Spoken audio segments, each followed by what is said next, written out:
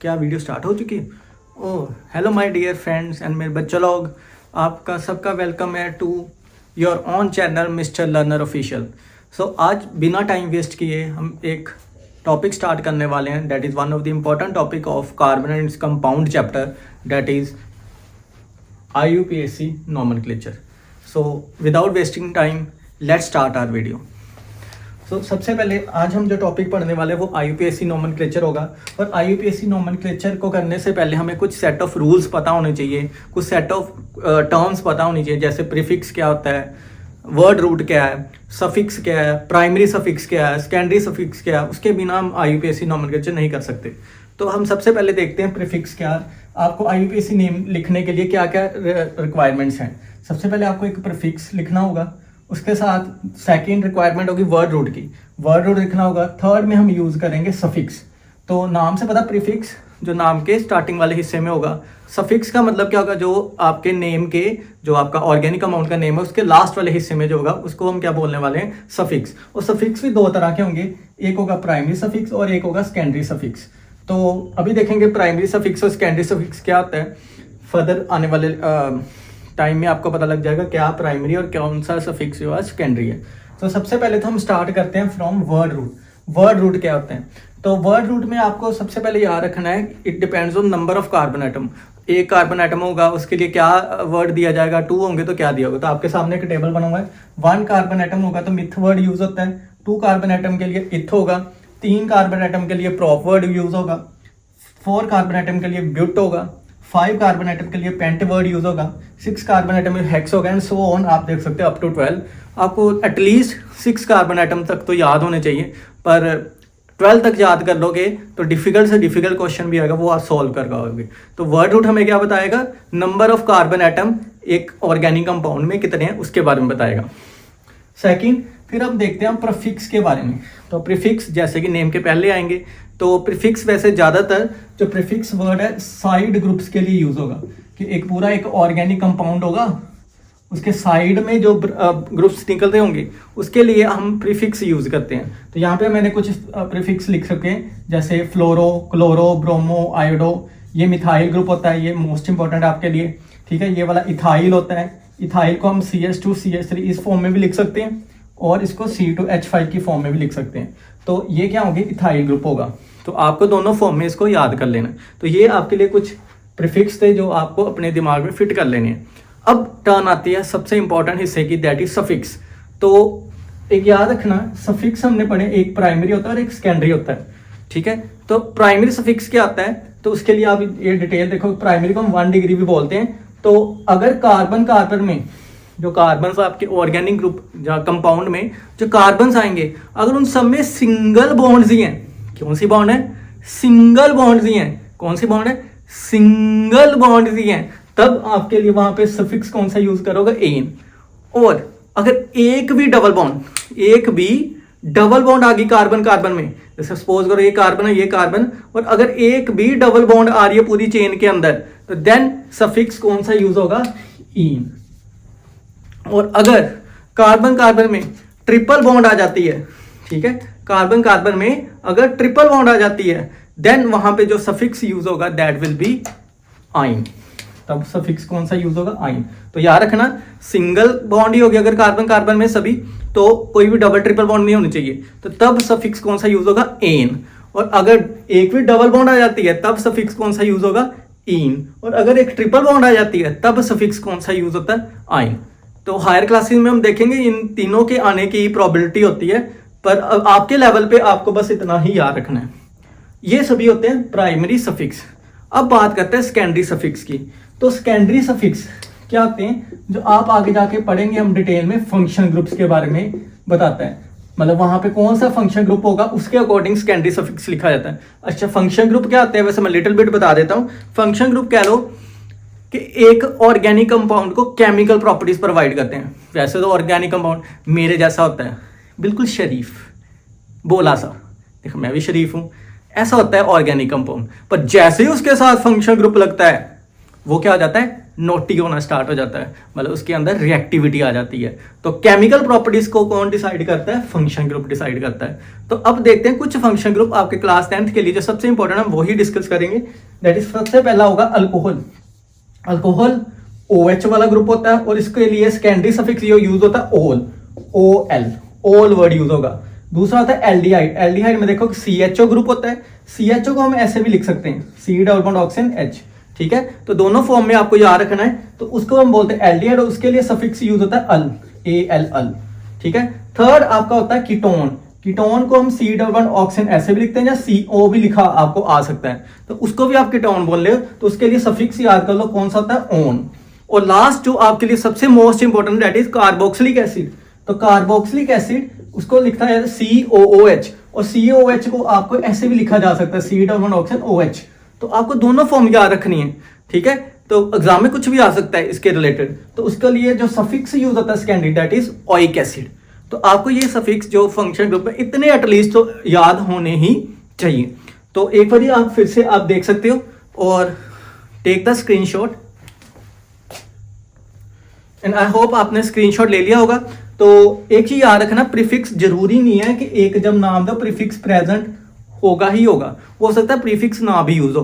तो एक organic compound में अगर साइड ग्रुप होंगे, अभी साइड ग्रुप क्या होता है क्या नहीं होता, अभी आने वाले कुछ समय में देखेंगे। साइड ग्रुप अगर होंगे तो प्रीफिक्स यूज होगा, अगर नहीं होंगे तो प्रीफिक्स यूज नहीं होगा। और यहाँ पे देखो बाकी वर्ड रूट होगा ही होगा। सफिक्स में प्राइमरी सफिक्स हमेशा प्रेजेंट होगा ही होगा, सिंगल डबल ट्रिपल में से कुछ ना कुछ वहां पे बॉन्ड प्रेजेंट ही होगी। और अगर सेकेंडरी सफिक्स की बात करें, ये भी जरूरी नहीं है कि सेकेंडरी सफिक्स मतलब फंक्शन ग्रुप होना चाहिए, क्योंकि सेकेंडरी सफिक्स इसके लिए यूज होता था फंक्शन ग्रुप के लिए। और अगर बेटा वहां पे फंक्शन ग्रुप नहीं होगा तो फिर क्या होगा? सेकेंडरी सफिक्स भी यूज नहीं होगा, ठीक है। एंड आई होप आपने यहां तक नोट कर लिया होगा। अब हम चलते हैं रूल्स ऑफ IUPAC नोमेनक्लेचर की तरफ। अब हम रूल्स के बारे में देखेंगे एक एक करके, और लास्ट पार्ट हमारा होगा उन रूल्स को हम अप्लाई करेंगे। तो अब देखते हैं रूल्स के बारे में। तो सबसे पहला रूल है पेरेंट चेन सिलेक्ट करना। अब पेरेंट चेन कैसे सिलेक्ट करेंगे? आपको लॉन्गेस्ट कार्बन चेन सिलेक्ट करनी है। कैसी कार्बन चेन सिलेक्ट करनी है हमने? Longest carbon chain. Repeated with me, कौन सी कार्बन चेन सिलेक्ट करनी है हमने? Longest carbon chain. तो वो कार्बन चेन कैसी होनी चाहिए? कॉन्टिन्यूज। ये ना हो कॉन्टिन्यूज मतलब क्या होता है? एक ये मार्कर है, उसके साथ एक और मार्कर आ गया, उसके आगे एक और मार्कर लगाओ, ये होती है कॉन्टिन्यूस चेन। और अगर मैं ऐसे कर दूंगा ये क्या होगी? डिसकॉन्टिन्यूस। तो चेन कैसी होनी चाहिए? कॉन्टिन्यूस, मतलब एक कार्बन के बाद दूसरा कार्बन जुड़ा होना चाहिए। अगर ऐसा नहीं होगा, ठीक है, उसको हम डिसकॉन्टिन्यूस चेन हम मानेंगे। तो हमने कैसी चेन सिलेक्ट करनी है? लॉन्गेस्ट सिलेक्ट करनी है। सेकेंडली कॉन्टिन्यूस चेन हमने सिलेक्ट करनी है। तो अब देखते हैं, तो यहाँ पे देखो दो चेन पॉसिबल है, एक चेन तो ये पॉसिबल है। तो अगर आप यहाँ पे कार्बन एटम काउंट करोगे, देखो कितने हैं? 1 2 3 4 5। इस चेन में कॉन्टिन्यूस चेन में कितने आ रहे हैं? 5। और अगर मैं ये वाली चेन सिलेक्ट करूं तो यहाँ पे काउंट करो 1 2 3 4 5 6। यहाँ पे कितने कार्बन एटम आते हैं? 6। यहाँ पे आ रहे थे 5 कार्बन एटम, और यहाँ पे कितने एटम्स आ रहे हैं? 6 कार्बन। लॉन्गेस्ट चेन सिलेक्ट करनी है और कॉन्टिन्यू। तो कौन सी चेन हमारी पेरेंट चेन की तरह एक्ट करेगी? ये चेन। ये चेन हमारी गलत हो जाएगी। तो लॉन्गेस्ट चेन कौन सी हो जाएगी? जिसमें एक तो नंबर ऑफ कार्बन एटम ज्यादा आ रहे हैं, सेकेंडली वो क्या होगी? कॉन्टिन्यूस होगी। तो ये आपका रूल नंबर 1 था। सेकेंड रूल, अगर डबल और ट्रिपल बॉन्ड आ रही है आपकी चेन के अंदर, अगर किसी कार्बन कार्बन में डबल और ट्रिपल बॉन्ड आ रही है किसी में, तो उसमें क्या होगा? उसी को हम कॉन्टिन्यूस चेन का पार्ट मानेंगे। मतलब डबल ट्रिपल बॉन्ड आपकी चेन का पार्ट होना ही होना चाहिए। मतलब ये ना हो कि आपने चेन सेलेक्ट की है, उसमें डबल ट्रिपल बॉन्ड को आपने सेलेक्ट ही नहीं किया। जैसे फॉर एग्जांपल मैंने ये चेन सेलेक्ट की, ये वाली, ठीक है। अब देखोगे ये कॉन्टिन्यूस चेन, ये कार्बन आ गए, ठीक है, कार्बन आइटम्स आ रहे हैं, पर क्या कहीं पे भी यहाँ पे डबल बॉन्ड आ रही है? नहीं। तो आपने ऐसी चेन को सिलेक्ट करना, ये गलत हो जाएगी। आपको कौन सी चेन सिलेक्ट करनी है? ये वाली, जिसमें कार्बन एटम क्या होगी? डबल डबल बॉन्ड जो कार्बन एटम में आ रहे हैं वो आपकी चेन का पार्ट होंगे। तो ऐसी चेन सिलेक्ट करनी है। कौन सी चेन? जिसमें डबल ट्रिपल बॉन्ड उसका पार्ट होना चाहिए। अगर डबल ट्रिपल बॉन्ड पार्ट नहीं है, वो वाली चेन सिलेक्ट नहीं करनी। ओके, चलो। और ये भी चीज याद रखना, जरूरी नहीं है कि डबल ट्रिपल बॉन्ड वाली जो आप चेन सिलेक्ट करें वो लॉन्गेस्ट ना हो सकता, ना लॉन्ग हो। चाहे वो लॉन्ग नहीं भी हो, डबल ट्रिपल बॉन्ड इसका पार्ट होना चाहिए। सेम रूल एक अप्लाई होता है ये टर्मिनल फंक्शन ग्रुप के लिए। टर्मिनल फंक्शन ग्रुप कौन सा? टर्मिनल मीन्स क्या होता है? एंड।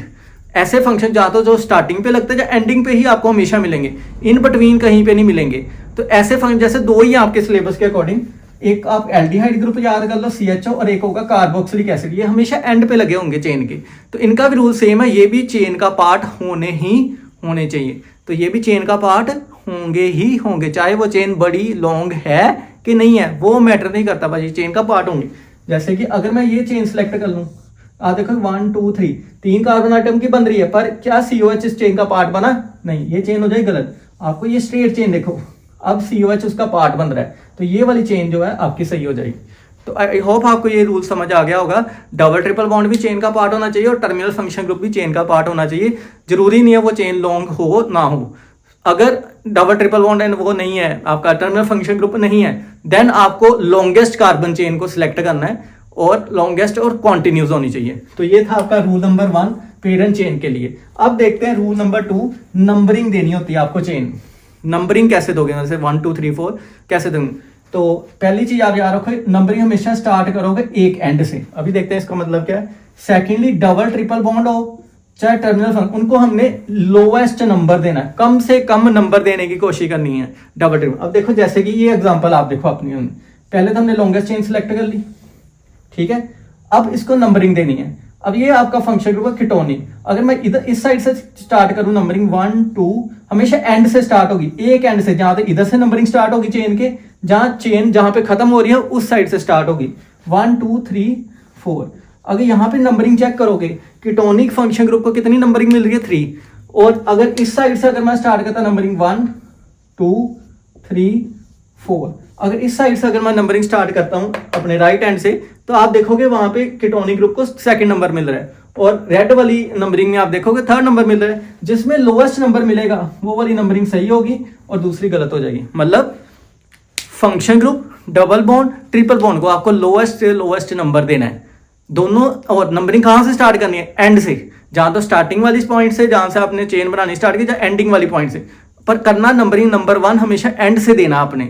और अगर लोएस्ट नंबर जैसे कि आपने रेड 1 को देखा, अगर 1 2 3 4 लोएस्ट नंबर यहाँ पे 3 मिल रहा है और यहाँ पे लोएस्ट नंबर कितना मिल रहा है? 2। जो नंबर कम होगा वो वाली नंबरिंग सही होगी। जहां पे फंक्शन को कम नंबर मिल जाएगा, डबल ट्रिपल बॉन्ड कम नंबर में, वो वाली नंबरिंग सही होगी। एक एग्जांपल और देखते हैं, जैसे कि ये वाली एग्जांपल देखो। अगर मैं इस साइड से नंबरिंग स्टार्ट करूं 1 2 3 4 5, यहां पे आप देखोगे डबल बॉन्ड को कौन सा नंबर मिल रहा है? 4। और अगर इस साइड से करूं 1 2 3 4 5, इस साइड से डबल बॉन्ड को कौन सा नंबर मिल रहा है? 1। तो ये वाली नंबरिंग सही हो जाएगी, ये गलत हो जाएगी। एंड आई होप आपको ये चीज समझ आ गई होगी। डबल एंड ट्रिपल बॉन्ड और फंक्शन को हमने लोएस्ट नंबर देना है। बाकी 2 एग्जांपल आप डिसाइड कर सकते हो और मेरे को आपने कमेंट बॉक्स में बताना है कि इस केस में OH को क्या नंबर मिलेगा, 1 2 3 4 क्या मिलना चाहिए। और इसमें आपको बताना है कि ये जो एल्डिहाइड ग्रुप लगा है इसको क्या नंबर मिलेगा, 1 2 3 4 क्या मिलना चाहिए। ठीक है, कमेंट बॉक्स में आपने कमेंट करके बताना है। तो ये होगा नंबरिंग वाला रूल। अब रूल नंबर 3 पे आते हैं, पोजीशन ऑफ प्रीफिक्स और सफिक्स। पोजीशन मतलब जब भी आपने पोजीशन मेंशन करनी है, और हाँ, अगर जब भी आप प्रीफिक्स, जैसे इथाइल मिथाइल फ्लोरो हमने पढ़े थे, साइड ग्रुप, इसके लिए हम देखेंगे साइड ग्रुप। जब भी हमने साइड ग्रुप लिखना है उसके आगे ये जरूर बताना कि साइड ग्रुप सेकंड कार्बन पे लगा है, थर्ड कार्बन पे लगा है, कैसे लगा वो बताना। तो इसके एग्जांपल के थ्रू समझेंगे क्या चीज है। नेक्स्ट आपका क्या है, if same type of prefixes are present. अगर एक से, जैसे मैं करूं 2 फ्लोरो यूज किए हैं, एक ही कार्बन चेन है उसमें 2 फ्लोरीन आ गए हैं। अब 2 फ्लोरीन को अलग अलग नहीं लिखेंगे, फ्लोरो फ्लोरो करके नहीं लिखेंगे, हम दोनों फ्लोरीन को एक साथ लिख देंगे डाई फ्लोरो। 2 मिथाइल ग्रुप आ रहे हैं, CH3 मतलब एक पूरी कार्बन चेन है, ये कार्बन चेन है एक, ठीक है। इस कार्बन चेन पे मान लो कि एक मिथाइल इधर लगा, एक मिथाइल सेकंड कार्बन, एक मिथाइल 3 पे थर्ड कार्बन में। अब अलग अलग थोड़ी ना लिखेंगे मिथाइल मिथाइल मिथाइल, ये तो कभी होगा। तीनों मिथाइल को हम क्या लिख देंगे, ट्राई मिथाइल। मतलब आपने ये करना, अगर same type of side groups आपके बार बार आ रहे हैं, सेम टाइप ऑफ प्रीफिक्स बार बार आ रहे हैं, हमने बार बार उसको नहीं लिखना। 2 अगर सेम 2 बारी सेम होंगे तो डाई, 3 बारी सेम होंगे तो ट्राई, 4 बारी सेम हो जाएंगे टेट्रा। ठीक है, तो आपका ये रूल ये होगा। और 5th रूल क्या कहता है, अगर दो वॉवल्स, ये इतना इंपॉर्टेंट रूल तो नहीं है बट फिर भी पता नहीं, दो वॉवल्स क्या होते हैं इंग्लिश है, ए ई आई ओ यू, अगर ये एक साथ आ रहे हैं, जैसे ए के साथ ए ई आ गया, ए के साथ ई आ गया, तो हम एक वॉवल को ओमिट कर देंगे, मतलब उसको नहीं लिखेंगे, बस एक वॉवल को ही लिखेंगे। ये भी नोमेनक्लेचर का पार्ट है। अब ये जो रूल्स हैं इसको हमने अप्लाई करना है, तो अप्लाई करने के लिए you have to wait for next video.